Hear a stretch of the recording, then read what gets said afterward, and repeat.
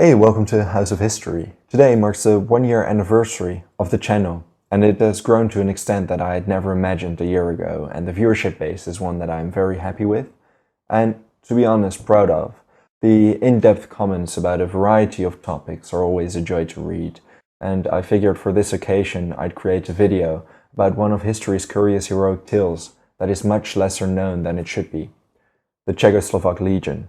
Officially part of the Austro-Hungarian Empire, these Czechoslovaks volunteers would fight with the Russians in order to attempt to establish a Czechoslovak independent state.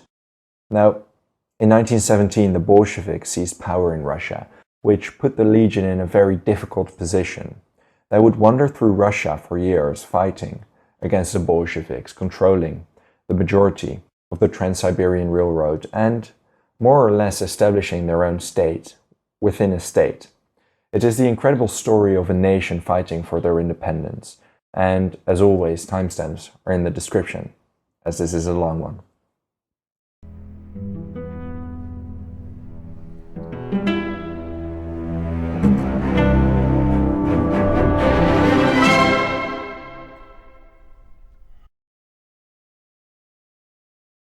When the First World War broke out in July 1914, there was no talk of Czechoslovakia as a country, not even so much as a name. Bohemia and Moravia, those were names a bit more familiar in the West.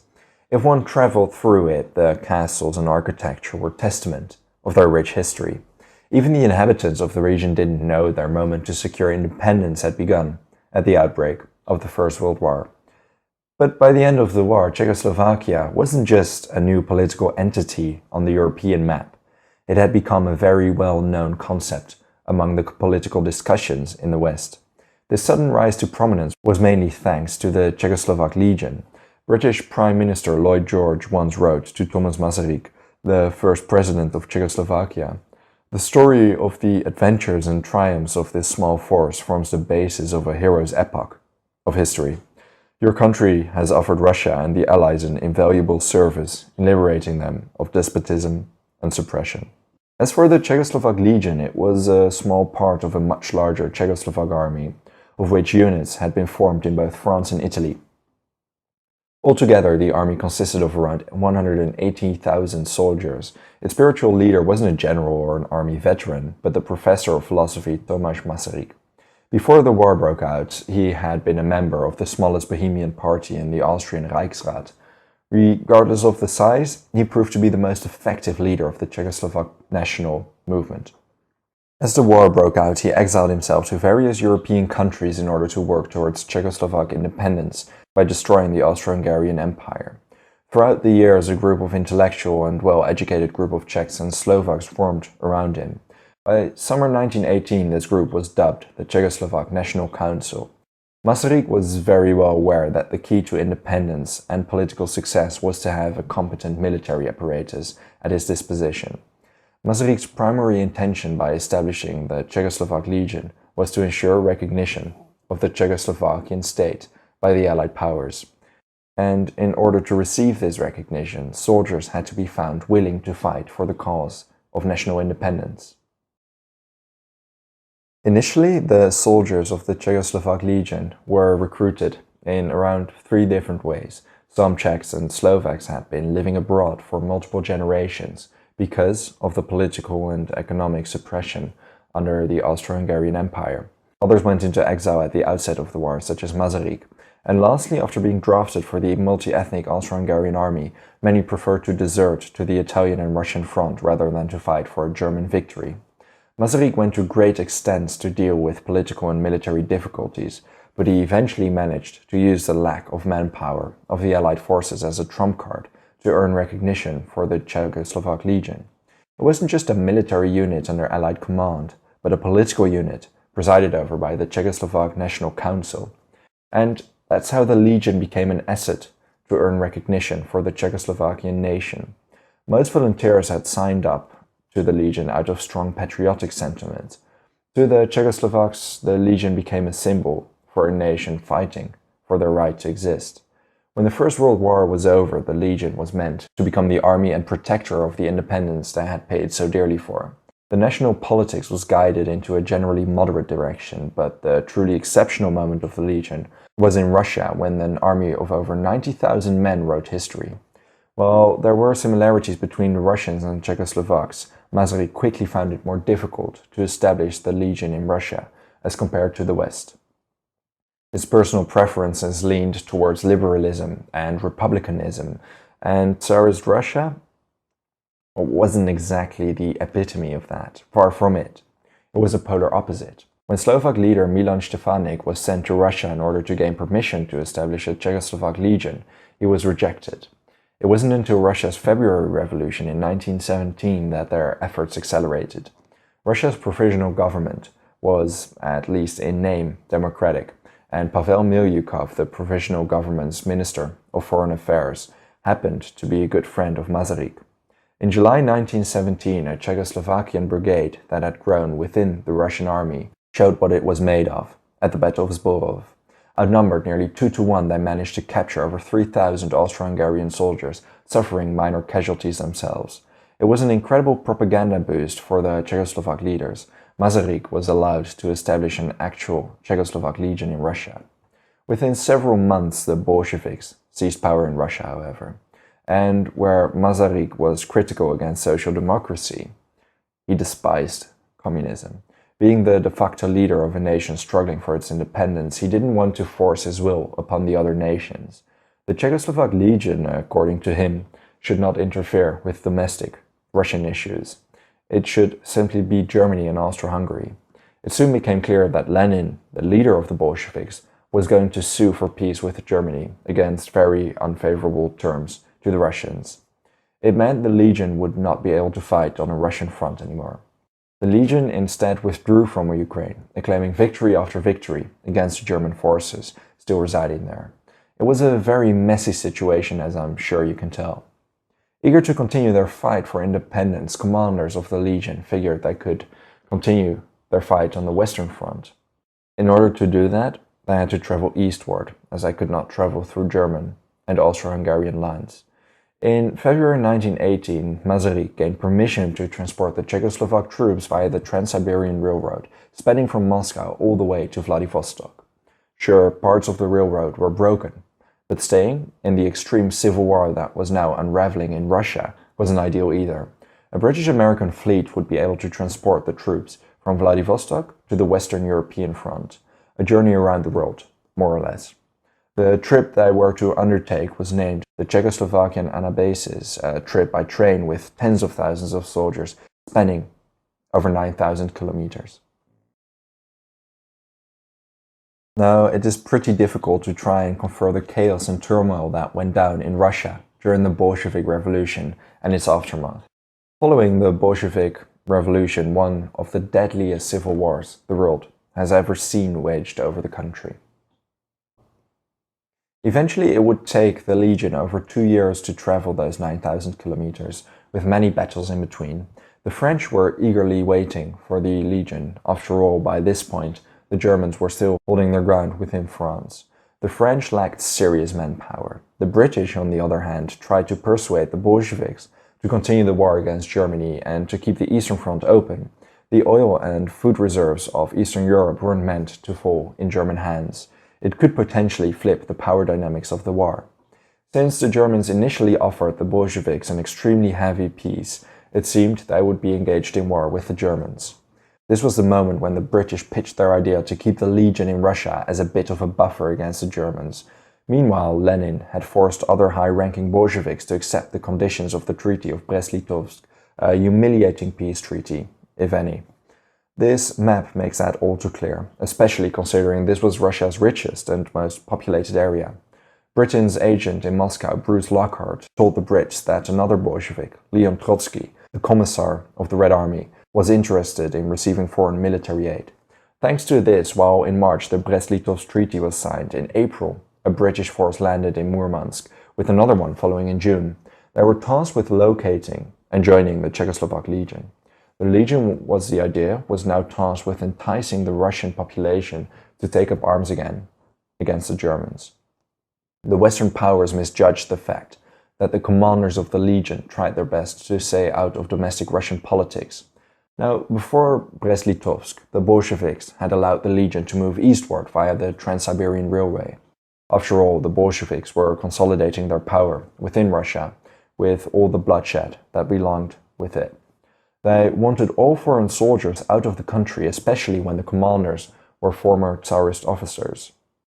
One condition the Bolsheviks had at Brest-Litovsk was that the Legion would give back the armaments they had received in Russia.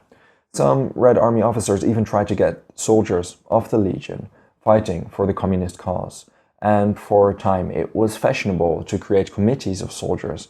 But while that was fashion, all units retained their names and symbols from the Hussite wars of the 15th century. A small Czechoslovak Communist Party was established in Moscow under the tailor Alois Muna. But in general, the communist propaganda didn't excite the soldiers. The soldiers had a strong bond both with each other and commanders. Successful commanders such as Jan Sirovi inspired the men of the Legion. After all, they had created their own government and were now waging their own revolution. The first contingent of the Legion reached Vladivostok in April 1918, but the bulk of soldiers hadn't even passed the Ural Mountains yet.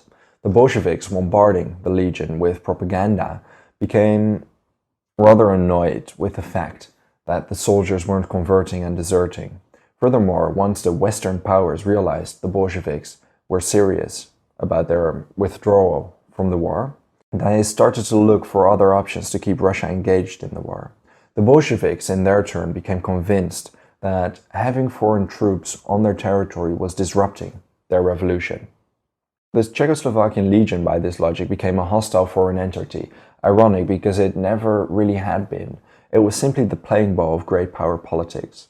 Behind the scenes, Britain and France agreed in a very dubious agreement that part of the Legion would be moved to Arkhangelsk in northwestern Russia. They wanted a force on the Eastern Front to attack the Germans, disregarding the peace treaty. The Czechoslovakian National Council wasn't too adept at handling this.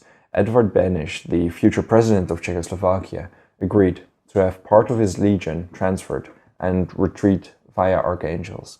The soldiers themselves weren't informed about the move, and miscommunication marked the next chapter in the history of the Legion. I mentioned how one of the demands of the Bolsheviks was for the Legion to rescind their arms. Initially, the soldiers had been willing to do so. In March, a new agreement was achieved via Penza, a city several hundred kilometers south of Moscow. The Legion would travel eastward in railway carriages. Each carriage could not have more than 168 rifles and one machine gun. The railroad was in an abysmal state, and the Legion only slowly gained ground. It didn't take long for another Soviet commander, one that really made a name for himself later, Joseph Stalin, to demand the Legion rescind all their weapons. It had been the so manyth time the Bolsheviks tried to disrupt the passage of the Legion, and multiple soldiers now became openly hostile against the Bolsheviks. And I think it is safe to say all of them were desperately longing for France and the end of the war by this point. Considering these circumstances, it isn't too odd a minor incident led to a full uprising. On the 14th of May 1918, in Chelyabinsk, the middle of Siberia, two railway carriages were halted. One contained soldiers of the Legion traveling eastward, the other contained Hungarian prisoners of war that traveled westward to be exchanged for potential Red Army POWs. There was bad blood between different ethnic minorities of the Austro-Hungarian Empire, which would collapse within a year from now. As the two trains with diverse people in it stood next to each other, an argument erupted and a Hungarian killed a Czech during the dispute. In turn, he was murdered by other Czechs. The Bolsheviks arrested the responsible soldiers of the Legion. Now, a delegation turned up to the Bolsheviks to demand the release of the Legion, and they too were arrested. In response, the Legion took up arms and violently occupied the entire town. It was a final straw. Trotsky instantly ordered all Soviets to disarm the entire Legion. In Moscow, he ordered the arrest and imprisonment of two members of the National Council. Czechoslovaks in Chelyabinsk now made clear that, while they sympathized with the Russians, they weren't planning on being unarmed, before they were sure of an undisturbed retreat. In response, Trotsky gave the order to shoot every Czech and Slovak that was armed, without warning. The small legion now went on a steamroll campaign. The revolt of the Czechoslovak Legion, around 40,000 men faced a Red Army that numbered over 500,000 The gigantic Red Army had met their match in the small and disciplined Legion, however. By the end of June, the Legion had occupied the entire Trans-Siberian Railroad, from Penza over Chelyabinsk, Omsk, Tomsk, all the way to Vladivostok. They hadn't ever wanted to take sides in the Russian Civil War, but now, out of pragmatism mainly, sided with the anti-Bolshevik and White forces. They simply wanted a safe exit from Russia, and in a sense they now had ensured their own possibility of retreat. In order to ensure complete control over the Trans-Siberian Railroad, the Legion fought some heavy battles against the Bolsheviks. Summer 1918, local Mensheviks and socialist revolutionaries in the vicinity of Samara formed the Komuch, an anti-Bolshevik government. The Legion was vital in encouraging multiple different anti-Bolshevik movements to unite under the provisional all-Russian government. The Czech general Stanislaus Czechek now took over the command of the combined Czechoslovak-Russian armed forces. The position of the Legion became one that its commanders had so desperately tried to prevent during the tumultuous Russian Civil War, one of non-intervention, simply because they wanted to go home. It was a near foreign intervention by their doing, the one Britain and France had so desperately hoped for. Furthermore, the Legion refused to split up and have most Western units travel to France via Archangels. To them, it wasn't in accordance with their original goal. The raising of the provisional government was, in their view, entirely within reason to accomplish their goals. Several Allied agents that were stationed in the region confirmed that soon a massive Allied force would land in Siberia in order to attack Germany from the east. Once they had landed, the Legion would surely be able to go home. As such, the Legion waited. And they kept waiting for quite a while. In August, a force of British, Japanese and American troops landed in Vladivostok that could potentially open an eastern front against Germany, and were there to rescue the Legion. Due to the rather poor state of the railway, the Legion's journey still barely paced forward. Yet most soldiers were in the vicinity of Vladivostok by the time the Allied troops arrived. There wasn't even an Allied fleet to bring them over to France, though. Nor was there certainty what was going on in Russia. Skirmishes between Whites and Reds lasted throughout the entire country, and tens of thousands died every month. Warlords seized opportunities whenever possible, and legionnaires simply tried to keep the railway as well as they could. It was their only bargaining chip in getting home safe. On their way eastward and maintaining control of the railway, it was in Samara that the Legion discovered a gold reserve that belonged to the Tsarist government. It was another trump card that put them in a much stronger position. Perhaps they could trade it for safe passage. Now, the First World War ended in November 1918, and a month before that, in Europe, an independent Czechoslovakian state was declared. These events enticed the soldiers to go home even more, obviously. But as long as anti-Bolshevik government existed in Siberia, the Allied powers were not willing to provide the fleet to sail soldiers to mainland Europe. The fight against the Bolsheviks wasn't over yet, and the Legion was a useful asset. To top it all off, a coup within the provisional all-Russian government by the right-wing 38-year-old Admiral Alexander Kolchak deeply disappointed the Legion. His reactionary stance at a time when the last hope for the White movement was unity alienated many different groups within the movement. It would eventually be his downfall, and the Legion played a crucial role in it. In late 1919, the Red Army under Mikhail Tukhachevsky launched a gigantic counteroffensive against the White forces in Siberia. Admiral Kolchak and his forces fled towards the east via the railroad.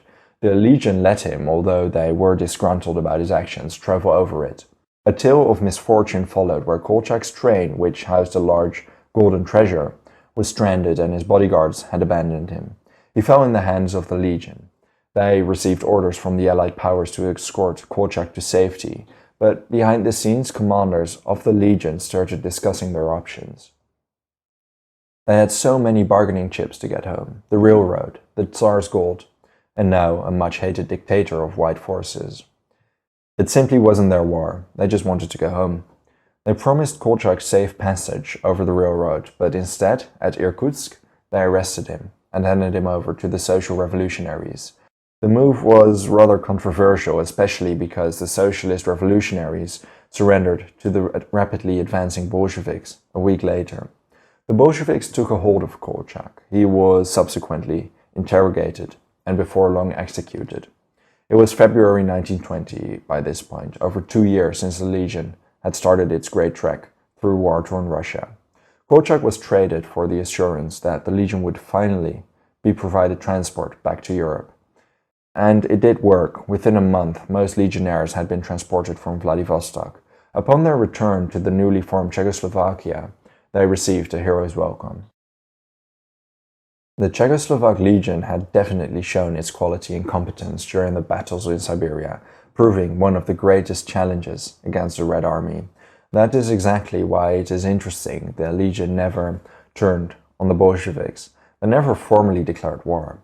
As the legionnaires were leaving Russia, they left a legacy of hatred that wasn't so much against the Czechoslovaks themselves as it was against foreign intervention.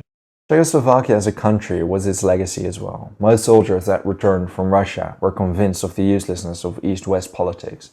Domestic politics were marked strongly by this sentiment up until the Treaty of München in 1938 and afterwards, in 1948, when the communists seized power.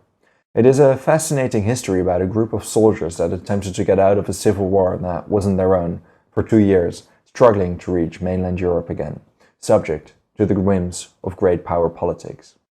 I hope you enjoyed this unique and interesting tale. I find it very fitting for the 1-year anniversary of House of History. I am looking forward to the next year, and I am very happy with all those that follow my channel and engage in such interesting debates in the comments. I've read and learned about subjects, events and people that I never knew about, and creating this channel has been one of my best decisions ever. My sincerest gratitude to all those viewers that make it worthwhile. I would also like to thank all my patrons for their generous support. If you enjoy House of History and want to support my work, consider checking me out on Patreon.